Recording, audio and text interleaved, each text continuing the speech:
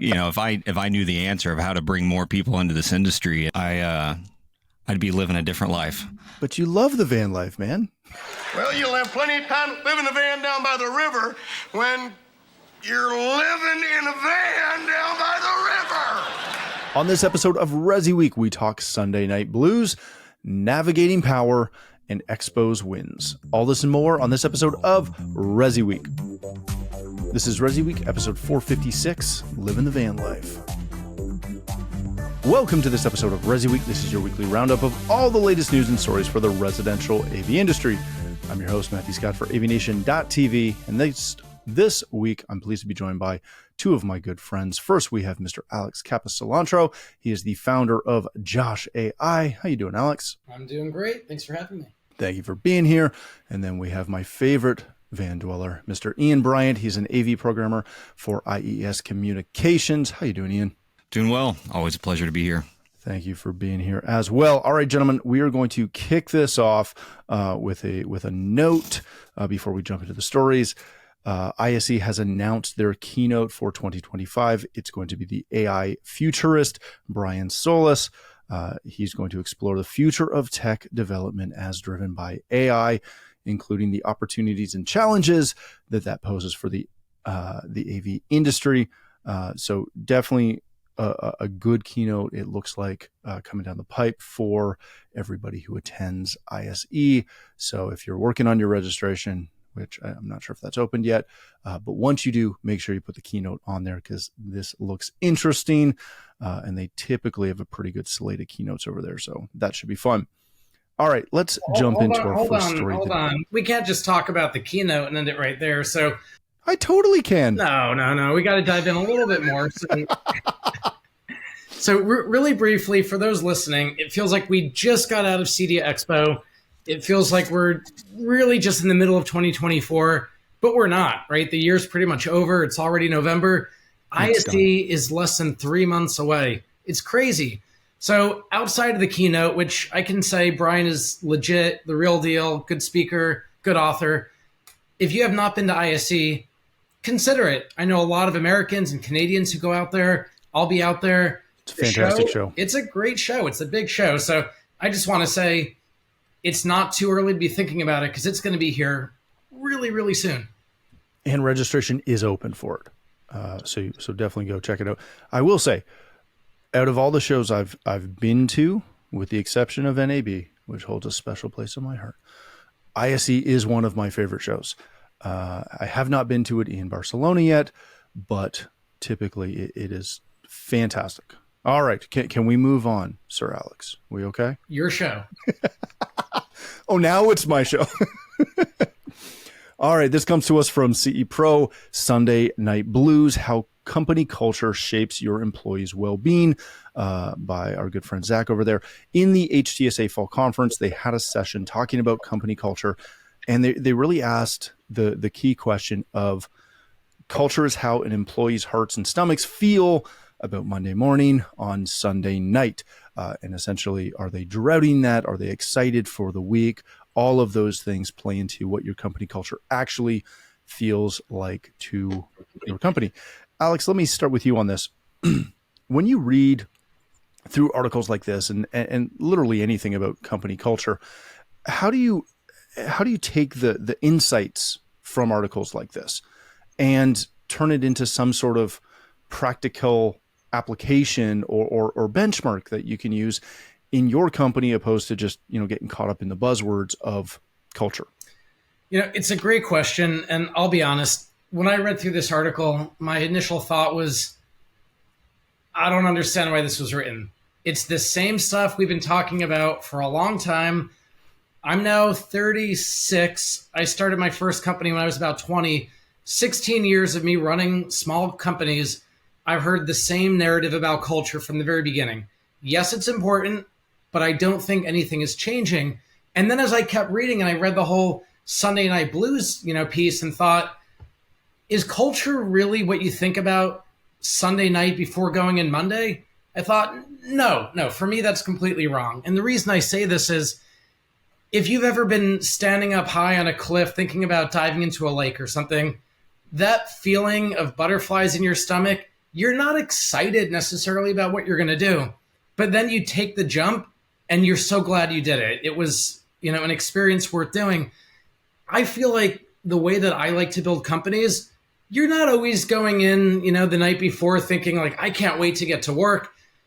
You might be dreading it because it's high pressure, it's high stress, you're doing something that matters. But then when you're in it, like jumping off that cliff, you realize I am actually moving myself forward. I'm growing, I'm changing the world, I'm making an impact. And so I didn't agree with a lot of what the article was necessarily talking about, but I did kind of sit back and reflect on, if you're running your business and you don't think about culture in one way or another from time to time, it's a good reminder. It's not just about you're paying your employees, you have some benefits, people are getting their jobs done. Are they growing? Are they learning? Are they feeling like this is a job that they want to keep doing? And it really comes back to retention. So I like the reminder that we want to think about the teams that we're building, the environments that we're creating, the way that we interact with the people that work above and below us within an organization. Whether or not the specifics in this article resonate with every business, probably not for everyone, but we all should be thinking about culture from time to time. Yeah, it's a great point. I do take issue with the cliff jumping reference. I would have preferred, since it's November, ski jumping or hitting something big we can stomp into some powder, which is where mine's at. Ian, I'm really glad that Alex brought up the fact that most people aren't really excited Sunday night thinking about going into work on Monday, because my first thought when I read this was, you can't just take a Sunday night thought of the start of the week as any reference to what your company culture might actually be, thinking, in my case, I don't look forward to Monday ever. I'm not looking forward to getting back to work. I'm hanging out with either my kids or my wife, or some combination of them, doing the great, I'm not really going to get this time again till next weekend, because like Alex, I've been running a company for way too long, and I don't spend a lot of time in the week with my wife and my kids because I'm working a ton. So yeah, if that was the case, if that was the parameter we're using, I would have terrible company culture. Can you use some of these real abstract thought processes as a real driver or a real quantifier for where your company's at? I agree with both of you. I think it's hard to gauge someone's how well company culture is by how their attitude feels Sunday night before getting ready to go to work. I 100% agree, because as you all know, the lifestyle I live, the last thing I want to be doing on a Sunday, as I've been out in the wilderness or hiking or doing something all day with my dog, is to go back to work. But, we all have to go back to work. I think really what matters is, once you get to work and you get started on your day, is how you feel about the team and the people you're around and the work that you're doing, and how fulfilled you are feeling about that day, those first 4 to 6 hours of your day. When you get done on Monday, like, how did the day go, and how do you feel about where you are and where you are with the company and where you are with your team? That's where I think the measurement should be placed at. And when you build a culture that supports everyone and supports their mental health and their growth and everything, usually once you've gotten started Monday is where you start to feel like, I like it here. And so, I agree with both you guys. It's kind of changing that up. It's always good to remind everyone that it's something to think about and something to consider. But how you measure that is a little bit different, I think. Yeah, I think it's a challenge. All right, gentlemen, let's change topics for a second. This comes to us from Residential Tech Today and a good friend of the show, Mr. Chad Russell. How to navigate power needs in residential system designs. Go through the article. Chad covers a couple really good things, specifically about, you actually have to spend some time to calculate your power requirements, opposed to just walking in and going, we need a 20 amp there and we'll be good. As well as the conversations around UPSs and all of that jazz. Ian, let me start with you. Obviously on big projects, right? If you're in a 10,000 square foot home and you are doing a massive rack room, you are likely amping and calculating your draws and all that jazz, what your racks need. You're taking temperature into account. But on the day-to-day project, that's got a theater room or a multi-purpose room, I don't know too many companies that are actually taking the time to do that wattage pull. How do you turn that into a SOP that you can use in your company and also find a way to make it a profitable use of your time? It's tough. Like, as you mentioned, on the day-to-day projects, it's hard. I put power right up there with your audio and video calibrations. It's super easy on the big giant luxury jobs, a little bit more difficult on the rest, but there are some products and some companies out there that provide solutions that are more affordable. I think, as you said, an SOP, just having whoever's doing your system design, hopefully someone's checking things post-sales, just doing some quick calculations, have a spreadsheet ready, hit a couple buttons. And next thing you know, you've got a product that you need. One of the things that it talks about in here that I think is really important is that remote monitoring and management. Goes a huge, long way. It goes great for the luxury clients, but it goes even further, I think, for those that aren't spending a lot of money when it's a Saturday afternoon and you've got someone that's maybe on the service team that gets notification saying, "Hey, so-and-so's internet's down. It appears to be that it's not power, it's this or this," and you can call the customer right away, preventive maintenance, do reboot, whatever needs to happen. Having that set up on all your projects, if you can, is a huge sale. But it all just starts, it starts at the bottom on the small jobs. If you get those done and you get those in, it'll just make it easy across the board. I just say do some sort of power management and monitoring and do calculations in every job if you can. Alex, I fully respect what Ian's saying. And I know it just doesn't happen.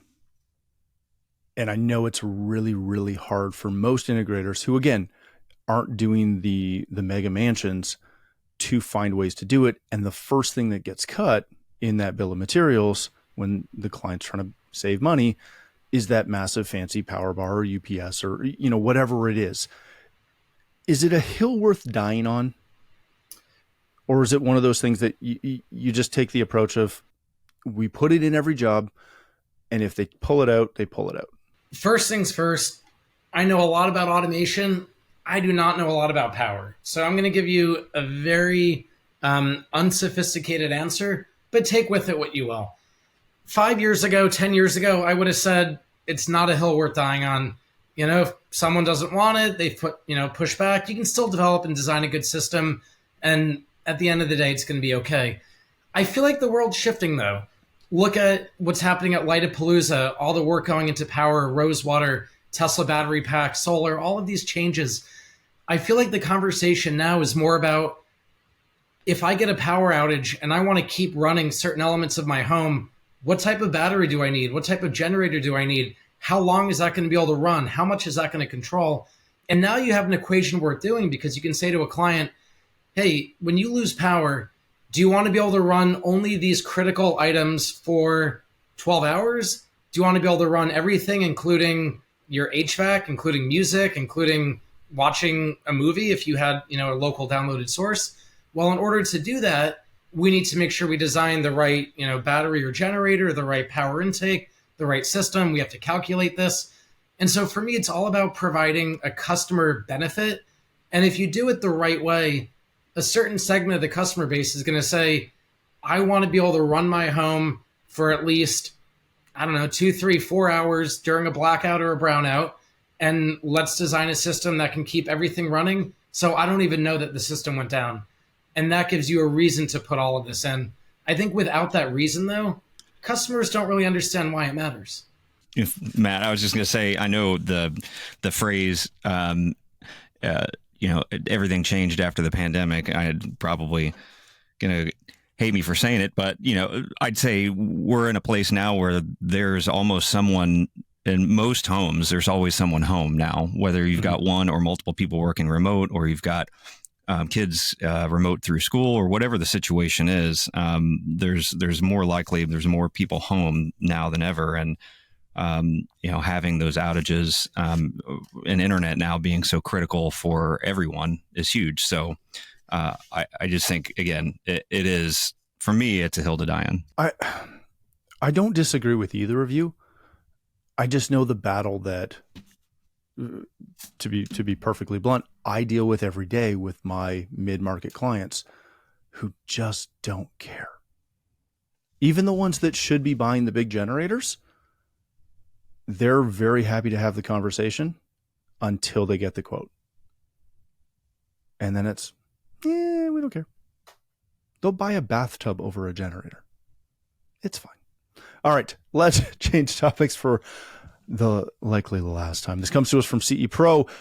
It's an opinion piece by Hagen Kapler, who's the Daisy CEO, showed the exciting potential at CEDIA Expo 2024 for the growth that still exists in the CI market.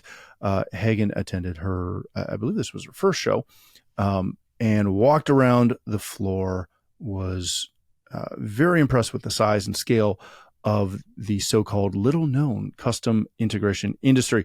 One of the things that I loved about it in this article, which you should definitely go read, is the fact that how quickly she recognized that we use more slashes to explain the industry than any other industry she's ever been involved in, noting that it takes her 30 minutes to explain to friends on the sidelines of her kid's soccer game what industry she's in and how they still don't get it.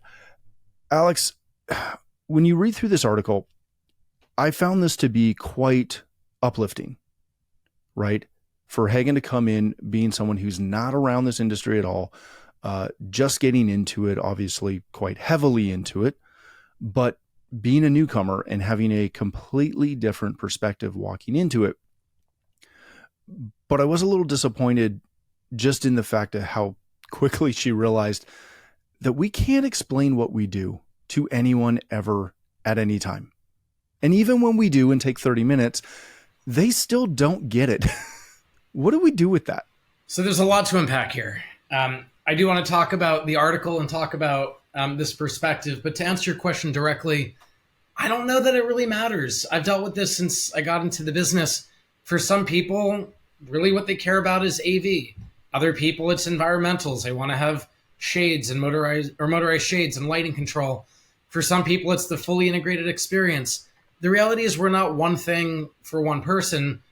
We're a custom industry where we do custom solutions for a variety of different client types, and not always in homes, right? We deal with commercial properties and retreat centers and senior assisted living and all sorts of places. So, I think the problem of how do we describe what we are concisely is not that interesting of a problem. And I say that personally because I very quickly, in a matter of seconds, can figure out what is it that the person I'm talking to resonates with what it is that we do.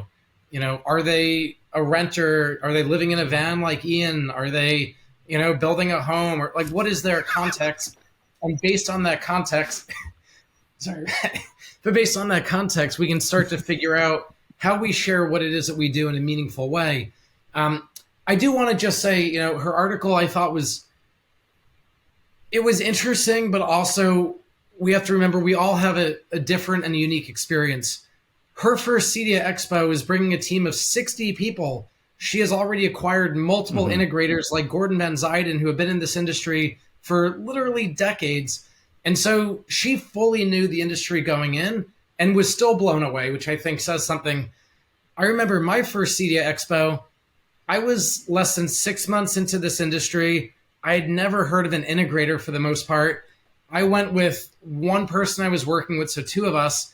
And the feeling that we had at CEDIA Expo is, wow, this is a really tight community where everyone seems to know everyone and no one will give us the time of day. It's like we had to figure out, how do we get people to even talk to us? And so I think we have bigger issues with, are we actually welcoming the next generation? Are we creating an environment where people can learn about what we do, come into this as a newbie, and not get scolded for not knowing terms that we think should be all understood, but embracing people and really kind of leaning into that idea of, oh, you've never heard of, whatever this thing is. Let me talk to you about it. Let me show you. I don't think we do a good enough job at that. I think we do too much talking to ourselves as though we're in this private little clique and we only want to talk to people that, know the secret language. And I don't think CEDIA Expo has really changed much in the 8 or 9 years that I've been going from that capacity. I do love that there's the Women in Tech lunch that she mentioned. And I think, embracing more diversity is important. But we need to be inviting community colleges. We need to be inviting designers, builders, architects, people who don't know what we know. And they need to feel like this show makes sense for them. And I think it could. I think they could show up and say, wow, I'm learning about lighting opportunities, TV opportunities, audio opportunities. Right now, we're not really that show. We're the show for insiders in terms of CEDIA Expo. And I would love to see Emerald try to open their mindset a little bit more, which was kind of the promise. I mean, if people here don't know, Emerald owns a number of trade shows that can cross-pollinate. To me, the whole promise was, let's cross-pollinate. Let's get more people to know and feel included. The show isn't really changing, though, in that way from my perspective. So I like the article. I like that she had a good experience. I do think there's a lot that could be improved if the powers that be give a shit. Yeah, that's a great point. My first impression going to CEDIA Expo in, maybe 07, 08, was after I walked the entire show floor. I went to literally an usher at one of the doors and went, where's the rest of it? And they said, what do you mean? I'm like, where's the rest of it? Because I literally had just come from NAB 4 months earlier. And they're like, where's the rest of it? What do you mean the rest of it? I'm like, what other hall is it in? They're like, no, this is it. I'm like, hold on. And I looked around and you could see the other side and went, really? Huh. Flew to Atlanta for this. Wow. And I kept coming back, which is good. And sorry, I love that story. It makes me laugh every time. One of the things that I love that she touched on was the fact that there is a massive shortage of technicians in the industry. And, she kind of recognized that we're not doing enough to fill that. And we're not reaching out necessarily to one of the really, dare I say, easy kind of avenues for that in bringing women on as technicians, which I follow a lot of the construction industry now as well. They're saying the same thing, right? That this doesn't have to be such a male dominated field. This can very easily, those doors can be opened. How do we go about doing that or trying to make that more attractive, recognizing that it is not an issue that's specific to the residential AV world? Matt, if I knew the answer to that question, I'd be living a different life. But you love the van life, man. No, I'm just saying, if I knew the answer of how to bring more people into this industry and just, attract. I wish we've been struggling with this industry or struggling with this problem for over 20 years or more. And then of course all the trades have. It is nice to see new, a new generation and then more diversity come through. But I think it just requires, as we've always said, is that local community engagement with integrators. Part of the problem, I think, with integrators is most of the companies throughout the world have been started up from enthusiasts.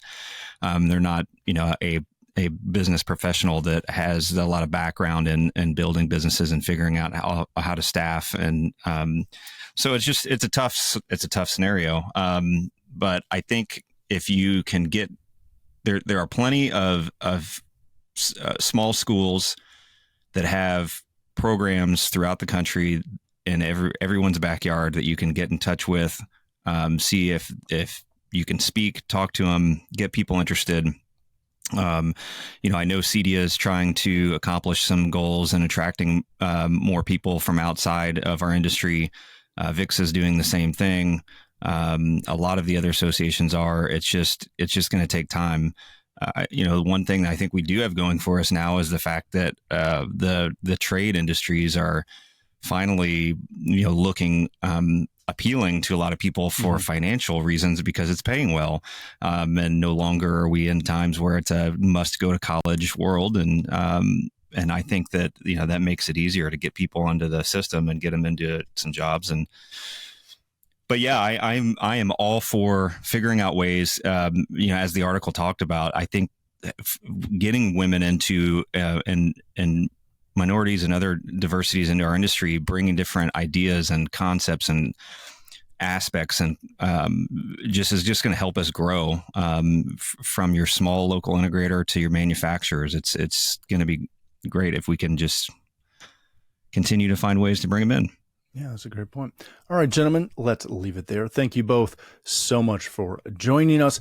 Ian, if people want to connect with you, learn more about IES Communications, where can they do that? Go to IESCOM. That's IESCOMM.com.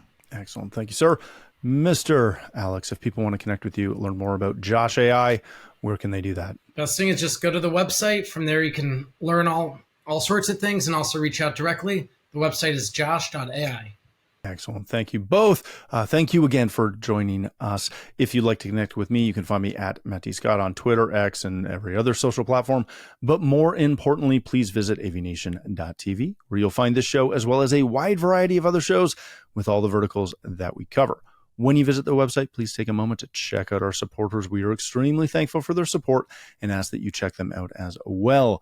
Thanks again for watching. That's all the time we have for this episode of ResiWeek,